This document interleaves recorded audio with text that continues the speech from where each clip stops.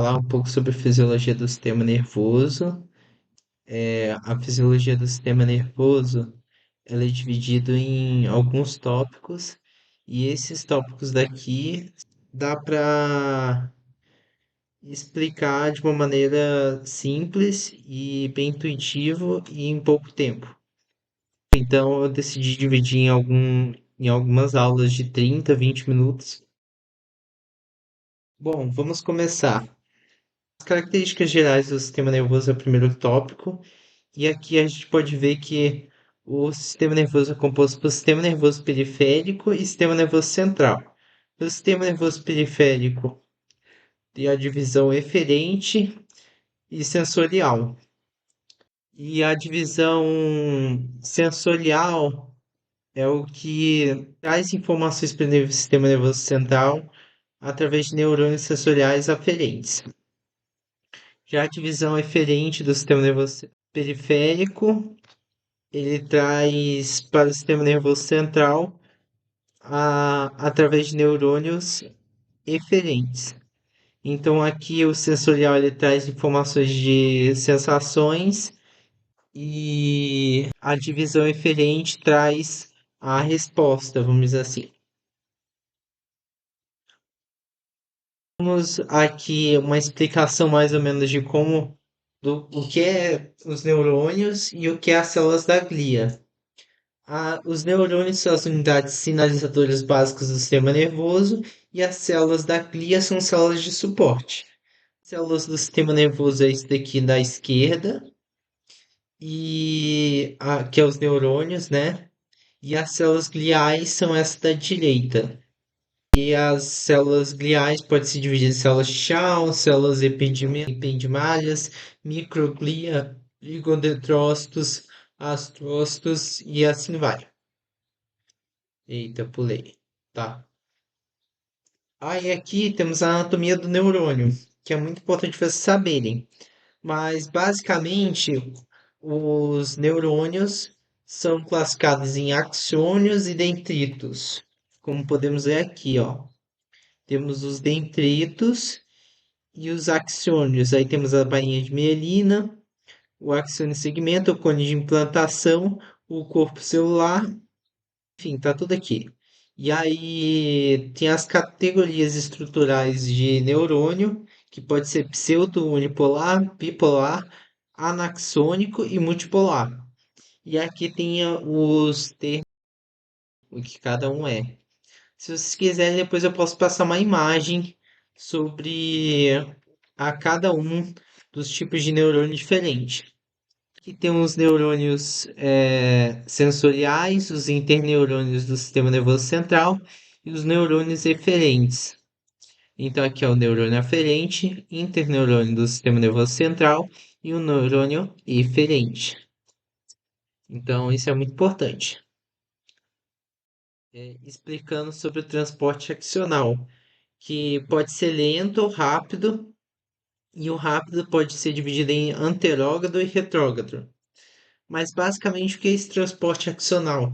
É quando qualquer proteína destinada ao axônio ou terminal axonal deve ser sintetizada no retículo endoplasmático rugoso do corpo celular, e as proteínas que são sintetizadas são transportadas através do axônio. E esse transporte pelo axônio, ele se dá por meio de, vamos dizer, vias. Vamos supor que aqui, ó, que a gente esteja no aeroporto de Chicago, certo? E ele tem dois tipos tipo assim, de vias, vamos dizer assim. Nesses aeroportos internacionais e tal, eles têm dois tipos de vias. Aí que é uma via central e uma via periférica. A via periférica, normalmente a pessoa só anda nela.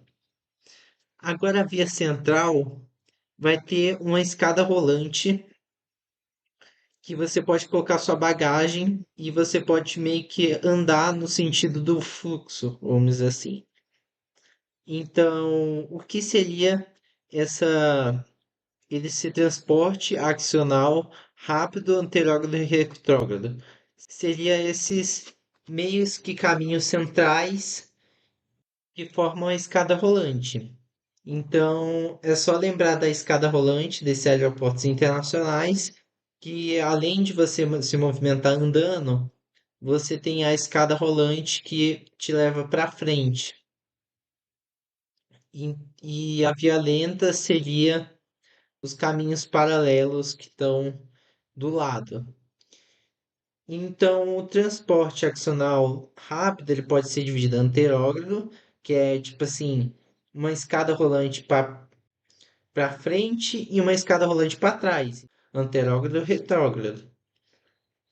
E aqui explica mais ou menos isso, sobre como é que funciona o transporte de proteínas e essas coisas.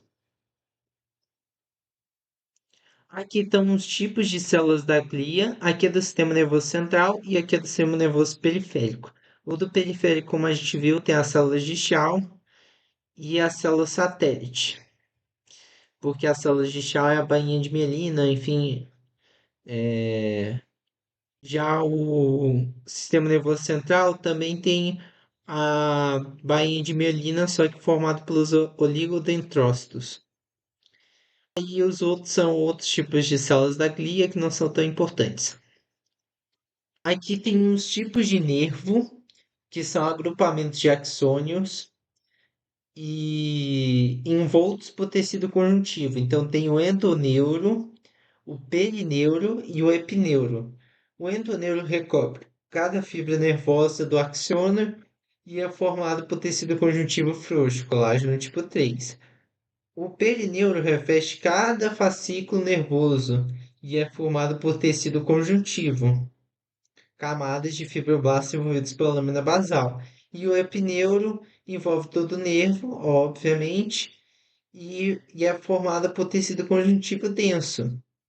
Então, um é formado por tecido conjuntivo frouxo, outro é tecido conjuntivo e outro é tecido conjuntivo denso. Teria colágeno tipo 3, fibroblastos envolvidos na lâmina basal e fibroblastos e colágenos tipo 1, respectivamente. As classificações dos nervos, que é nervos sensoriais, motores e mistos. Sensoriais conduzem apenas sinais aferentes, motores conduzem sinais eferentes e mistos conduzem sinais em ambas as direções. Agora a gente vai falar de sinalização neuronal. A sinalização neuronal é a parte mais importante que você tem que entender. Essa parte inicial representa quase tudo da matéria. E o que seria a sinalização neuronal? Bom, normalmente a sinalização neuronal envolve como o neurônio é sinalizado, entendeu? Ele sinaliza que está acontecendo alguma coisa. Bom, e o mais importante de se aprender aqui é que o neurônio tem uma resistência interna, uma resistência média da membrana e um capacitor. Só que o que acontece? Vocês não vão decorar isso. O que vocês vão entender é isso daqui, ó. Isso daqui de baixo. Isso daqui de baixo é o mais importante vocês entenderem. Que é o quê? Tipo assim, demora um pouco pro axônio receber estímulo elétrico, até ele receber o estímulo elétrico e ele realmente mudar o potencial. Demora. E compreenda. Não é difícil, mas não se apegue muito, entendeu? Entenda o contexto geral. Bom, aqui está a avaliação de potencial rápida, de grande amplitude, cerca de 120 milivolts no total de duração curta, tipicamente de ordem 1 a 2 milissegundos, que constitui um pulso nervoso ou potencial de ação. E aqui está mostrando justamente isso. Aqui é um potencial de ação, acho que de Lula, alguma coisa assim, mas tem a ver com o assunto. Por quê? Porque, como vocês podem ver, ele precisa de um estímulo, ele está no potencial de repouso aqui, recebe um estímulo elétrico baixo, depois alto, baixo, depois alto. aí baixo e depois alto. E depois que ele recebe mais um pouco de estímulo alto, lá e que gera um potencial de ação máxima, ele despolariza, repolariza, quer dizer, hiperpolariza e repolariza. Então é isso, basicamente, a sequência. Os sinais locais versus sinais propagados. Os sinais locais, basicamente, como podemos ver aqui, ele dá pequenos estímulos, mas ele não gera nada.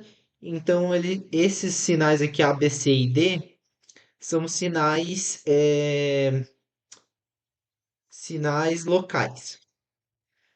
Já os sinais propagados, ele tem limiar de excitabilidade, em que ele chega no limite e aí depois ele propaga mais e dá um impulso de propagação. E tem a ver com a lei de tudo ou nada. E os estímulos, as sinalizações podem ser subliminares ou supraliminares. Subliminares é abaixo do limiar e supraliminares é acima do limiar. Aqui está a propagação do estímulo elétrico. Aqui está explicando exatamente a sinalização neuronal. Se você quiser depois dar uma olhada e ler. E tá, o período após a geração de potencial de ação no qual a membrana é resistente à estimulação elétrica é denominado período refratário e se divide em período refratário absoluto, no qual a membrana é inexcitável, e o período refratário relativo, durante o qual a membrana recupera gradativamente sua excitabilidade. O período refratário tem uma consequência funcional importante, que é a limitação da frequência máxima de potenciais de ação que o neurônio é capaz de transmitir. Bom, resumindo, período refratário é um período em que precisa de um estímulo maior para ele passar do limiar de excitabilidade e poder gerar uma nova ação. Normalmente é próximo à ação a uma outra ação. Então, tipo assim, duas ações em sequência precisa que um vai precisar de mais excitabilidade que o outro. E aí ele pode ser dividido em período refratário absoluto e relativo. O período refratário absoluto é quando você não pode excitar ele e sinalizar. Já o período refratário relativo é quando a membrana recupera gradativamente a sua excitabilidade e ele pode, por exemplo, gerar uma nova ação, potencial de ação. Uma explicação sobre o período refratário absoluto e relativo que vocês vão, se vocês quiserem ler, eu vou deixar no slide. E aqui é a sinalização neuronal. A bainha de mielina é interrompida regularmente pelos nodos de Javier, que eu acho que vocês estão cansados de saber, que não contam com as várias camadas justapostas de membrana. Nessas regiões, a resistência transversal da membrana é baixa e a corrente tende a fluir através desses segmentos. O que ele quis dizer com isso? Os nodos de Ralivier é esse do meio aqui. Normalmente a bainha de mielina, ele tem mielina aqui, que na verdade são várias camadas, um justapostas à outra, que faz com que a resistência desse local seja muito alta, ou seja, a corrente elétrica não passe pela membrana. Já nesses locais com pouca bainha de mielina, na verdade com nenhuma bainha de mielina, ele normalmente vai ter uma resistência baixa, ou seja, ele vai poder passar mais corrente elétrica e gerar um potencial de ação. Então, o que que acontece? Normalmente, o sinal se propaga daqui, não se propaga aqui e se propaga aqui. Não se propaga aqui, se propaga aqui. Não se propaga aqui, se propaga aqui. Porque a resistência aqui é menor que a resistência daqui. Tá. Aí a importância da mielina para o funcionamento do sistema nervoso é ilustrado pelo resultado dramático de uma doença desmielinizante chamada esclerose múltipla. Lembre-se disso porque é muito comum essa doença e é uma doença que que tem forte componente genético. Na esclerose múltipla, reações inflamatórias locais destroem a mielina em vários sítios, reduzindo a velocidade de condução dos impulsos nervosos, que pode ser detectada por diversos testes eletrofisiológicos, clínicos, como registros de potenciais evocados ou medidas de latência de resposta periférica à estimulação elétrica percutânea.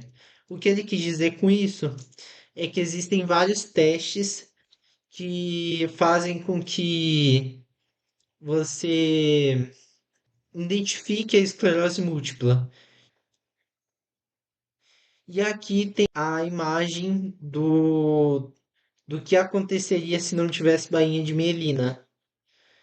E é bom vocês lerem depois para darem uma olhada. Aí a interpretação do mecanismo iônico de potencial de ação, blá blá blá blá blá. Tá, aqui ele fala aqui do gradiente eletroquímico. E ele fala que inicialmente a membrana está em repouso e depois que esse potencial de repouso seria de menos 70 milivolts e o gradiente de concentração de sódio é de 9 para 1. Constitui um gradiente eletroquímico altamente favorável à entrada de sódio na célula. Esse influxo não ocorre porque a permeabilidade de membrana ao sódio é extremamente baixa em repouso. Acaba que o potencial de ação só gera se o influxo de sódio for suficiente para gerar um potencial de ação. Registro de canais isolados confirma que a despolarização rápida de potencial de ação está associada à abertura de canais de sódio, enquanto a repolarização está associada à abertura de canais de potássio, e isso a gente estuda bastante atualmente sobre esses potenciais de ação. Bom, aí está uma explicação sobre o influxo de sódio, como é que é feito, e ali mostra que a ativação da despolarização é lenta.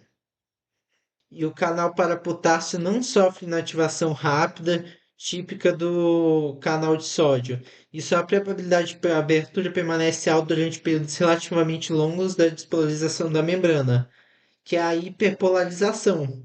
Ele está basicamente explicando o que é a hiperpolarização e sobre a despolarização lenta, sobre toda aquela curva lá do topo.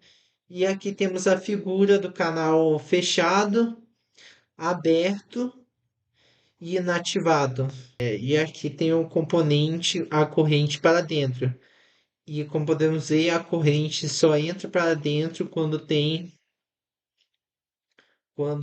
o canal está aberto e não está inativado. Aí, ó, a manutenção dos gradientes de concentração destes íons depende da atividade NaK mais ATPase, comumente chamada de bomba de sódio e potássio.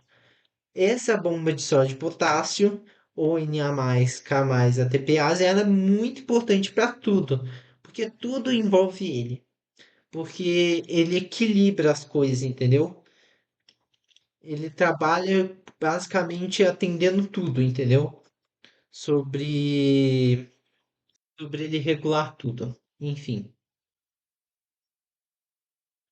Aqui tem a transmissão sináptica, que pode ser química ou elétrica. A transmissão sináptica química acontece em quase toda a sinapse do nosso corpo e é secreta por seu terminal a substância química chamada neurotransmissor, que atua sobre proteínas receptoras, promovendo a excitação, inibição, modificar outro modo a sensibilidade da célula. Já a elétrica são canais que conduzem eletricidade de uma célula a outra, ou gap junctions. Se vocês não lembram, ou vocês vão estudar ainda, os gap junctions do coração. E aí você vai entender isso melhor. Bom, aqui temos o terminal pré-sináptico, excitatório versus inibitório. E temos receptores excitatórios versus receptores inibitórios. O que são os terminais pré-sinápticos? Os terminais pré-sinápticos são esses daqui de cima. Já os receptores excitatórios inibitórios são os receptores que ficam nos dendritos. E esses receptores, eles são chamados de excitatório inibitório se eles gerarem uma excitação na célula ou se eles inibirem a célula. E a mesma coisa com o terminal pré-sináptico. Terminal pré-sináptico depende do neurotransmissor, do que ele vai liberar. Então, se for um transmissor excitatório, ele vai ser terminal pré-sináptico excitatório. Se for terminal pré-sináptico inibitório, ele vai gerar neurotransmissores inibitórios. Aí temos os sítios de ligação na membrana ativados por cálcio, de forma a liberar neurotransmissores das vesículas na fenda sináptica através da membrana, que são esses daqui. O que que acontece? Aqui eu queria dizer o seguinte: as moléculas de neurotransmissores são liberadas por vesículas sinápticas ativadas por cálcio. Como assim ativadas por cálcio? Tem a ver com isso daqui, ó. A vesícula vem para cá, ele fica parado aqui, e aí quando o cálcio entra, aí ele libera a vesícula, entendeu? Com neurotransmissores. E as vesículas vão chegar aqui no receptor e dar resposta na célula. Tá, transmissão sináptica. As moléculas de proteínas receptoras apresentam dois componentes importantes, componente de ligação e componente ionorófico. O componente de ligação era o tipo de canal, e o componente ionóforo é se ele é iônico ou segundo mensageiro. Basicamente, o tipo de canal é o componente de ligação. E o componente que determina o tipo de ligação, tipo assim, determina que tipo de mensagem ele vai trazer para a célula, é o ionóforo. Então, aqui, ó, canal iônico, ele vai transportar o quê? Íons. O segundo mensageiro, ele vai fazer o quê? Ele vai dar uma segunda mensagem. Ele vai pegar um segundo mensageiro que não é o neurotransmissor e dar uma sinalização para a célula. Aqui temos os receptores iônicos, que podem ser catiônicos ou aniônicos. Os catiônicos são transmissores excitatórios e os aniônicos são transmissores inibitórios. Por quê? Porque um é positivo e outro é negativo. E é isso. E o segundo mensageiro pode ser usado para respostas longas, já que canais iônicos duram alguns milissegundos após a substância transmissora não estar presente. Exemplo, a proteína G. E aqui temos um exemplo de proteína G, que é muito importante para vocês aprenderem. E vocês vão estudar mais isso daqui em farmacologia. Aqui tem o funcionamento do canal de proteína G, não, de segundo mensageiro ou também proteína G, enfim, tanto faz.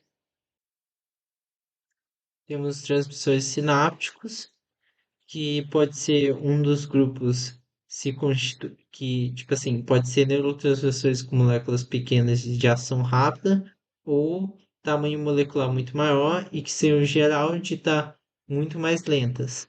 E aqui está todos os neurotransmissores de moléculas pequenas de ação rápida, que é esse daqui, e aqui é neurotransmissores de ação lenta e tamanho molecular maior que esse daqui.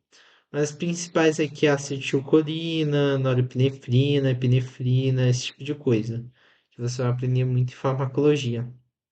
Mas aqui, ó, temos angiotensina 2, ó, no meio, que é muito importante para fisiologia do sistema cardiovascular e renal. Tem a calcitonina, que é do sistema endócrino. Enfim, tem vários.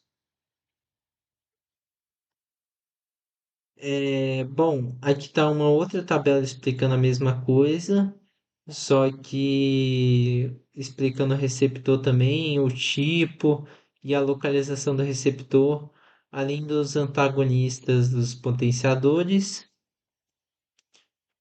E aqui temos a transmissão sináptica da acetilcolina, que é bem importante vocês saberem. Aqui tem algumas características especiais de transmissão sináptica, depois se vocês quiserem ler, vale a pena, mas né, nada muito importante. E é isso. Foram utilizados livros Guyton, Silverton e Margarida, tanto nas as imagens como os textos.